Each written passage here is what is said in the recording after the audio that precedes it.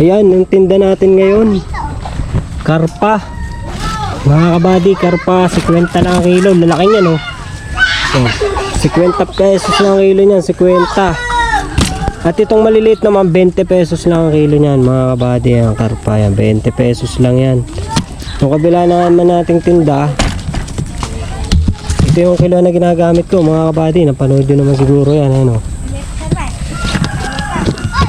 Ito mga kabady, yung tinda natin, malaki gulyasan. Ayan, nabili na kanina yung kalahati. Ayan, tingnan mo naman kabady kung gaano kalalaki, oh.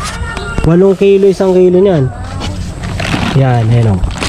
Napakalaki, halos magkasya na dun sa atin. Ang bigat, oh. Siguro ito mga 7 kilo pa to, 6. Ganun. Ayan, oh. 8.7 kilos yun kanina. Pero may mas malaki pa dyan, mga kabady, oh. Yung grabe, laki ng tinda natin.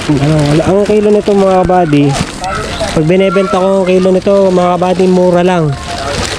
Ayan, oh. Tingnan mo naman, mga kabady, gaano kalaki, oh. Ayan. Oh. Laki, oh. Laki, ano? Oh.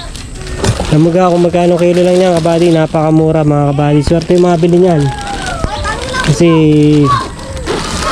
ang kilo niyan 200 to 220. Kaya medyo mura na rin. Kaysa sa bayan, mas mahal. Siguro sa palengke, mga 20 lang naman, mga pagitan niya. Dagdag nilang 20 lamang kasi nagbabayad silang pwesto, mga kabady. So yun, alis muna tayo, mga kabady. Wala akong benta dito, eh. Ay, ito nga pala yung ginagamit ko na panlako. Ayan, ating Honda 125. Ayan, oh. Magandang gamitin to pag naglalako ka ng isda.